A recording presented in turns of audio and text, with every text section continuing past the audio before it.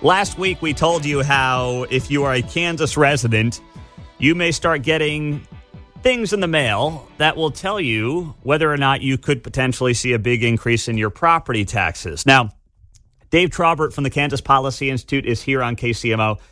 Dave, I have not gotten anything in the mail yet. Should I be concerned, or is this a good sign? No, it's neither.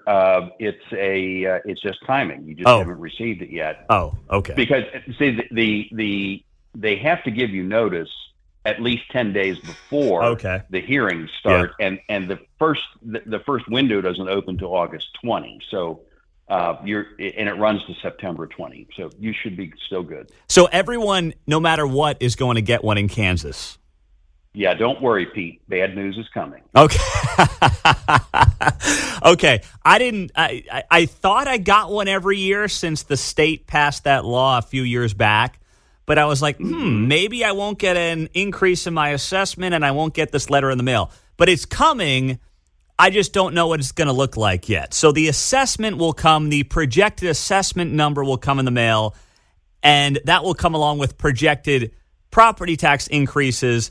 And then that allows you the transparency as the citizen to go argue, or I shouldn't say argue, I should say make the case in front of your county commission, your school board, or your city as to why they should stop jacking up your property taxes every year. That's right. Your letter and everyone else's in Johnson County and surrounding areas will probably be that they want to raise your tax by 5 to 10%. I mean, I don't know. I feel like it just went up 10% last year. It did. Unbelievable. It did. What are these chumps doing with all the money? Well, a number of things. They spend it however they want. There's no accountability. Mm-hmm. I mean, there's not when I say accountability, it's we're going to spend this money to accomplish these very specific things, not generality that we're going to do more. These are our specific SMART goals. Government doesn't set SMART goals. They have generalities. They're also not spending all the money they take in. If you look at the cash reserves of cities and counties and school districts, you'll see in most cases the reserves keep going up, and that means one thing. They've charged you more than they needed to provide the services. Yeah. And what's left over goes into higher reserves. Yeah, well said. Dave Trabert, Kansas Policy Institute. Okay, so what is going on then in Leavenworth? I know you guys are focused on this at the Kansas Policy Institute as we take a look at, how your money's being spent and where it's being spent. What are you watching there in Leavenworth? Well, we had a number of people in Leavenworth County reach out and say, what do you say about these numbers we're being presented? Is this accurate? And we found a case of pretty deceptive presentation of property tax increases. It may not have been intended to be deceptive, but it is. If you'll recall, the legislature, the tax bill that was passed recently, part of that was that they were going to increase the homestead exemption. So it had been about the first $42,000 of your home value was not subject to the 20 mills of property tax for schools. They raised that to $75,000. What that means is that schools will take in, you get a break. Yeah. Schools take in less money from that tax, but it gets replaced dollar for dollar with more state aid. But what we're finding, at least in this case, is that the school district, the Leavenworth School District, is trying to take advantage of that by saying, look, we're losing tax over here, so we need to make it up by raising these other taxes. So they want to stay neutral on their revenue and make you feel good about it by claiming, we're exempting more of your property taxes, but they're really just shifting things around, long story short, right? Yeah, they made it look like the numbers, if you add them up, and they was careful in the presentation, they didn't add them up. They made it even harder. But if you did add it up, in total, it came to about a 0.2% increase. So that's like, okay, well, that's reasonable. But the biggest, if you just look at take out that 20 mil piece, which they're not going to lose any money on, they're actually proposing a 5% tax increase. Wow. Dave, and go ahead. Sorry. No, this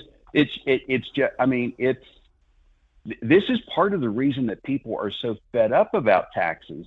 It's not just the money, it's the dishonesty that comes with it. Yes. I'm at a point now, and you tell me if you feel the same way, Dave Trabert, where I am more concerned and more offended by these taxes, the property taxes that, of course, go into the county coffers, your city coffers, the schools, than I am my state tax rate and my federal tax rate.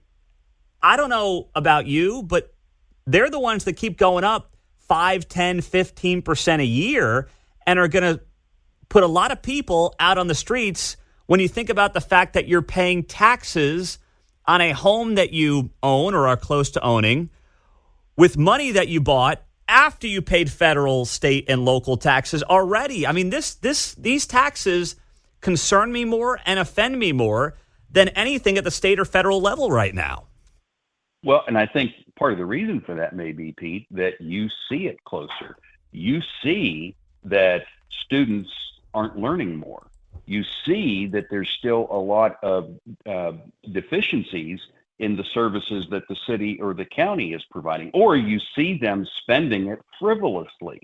You just don't, you're not as close to it as you are, you're closer to it than at the state or federal level. It's just real easy to see. I'm paying all this extra property tax for schools, and the outcomes aren't improving.